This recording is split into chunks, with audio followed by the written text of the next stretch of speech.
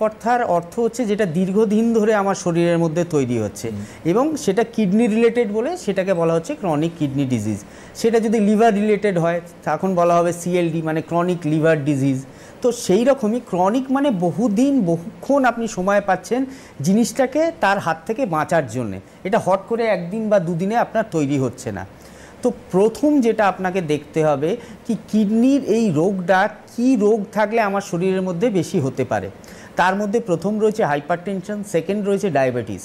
এই দুটো যদি রোগ আপনার শরীরের মধ্যে দীর্ঘদিন ধরে থাকে বা আনকন্ট্রোল থাকে, মানে আপনি মেডিসিন খাচ্ছেন, মেডিসিন খাওয়ার পরও দেখছেন প্রেশার নর্মালের কাছে থাকছে না, প্রেশার হাই থাকছে 150/100 বা অনেকের 160/90, এবং সুগারও সেরকম একই ব্যাপার।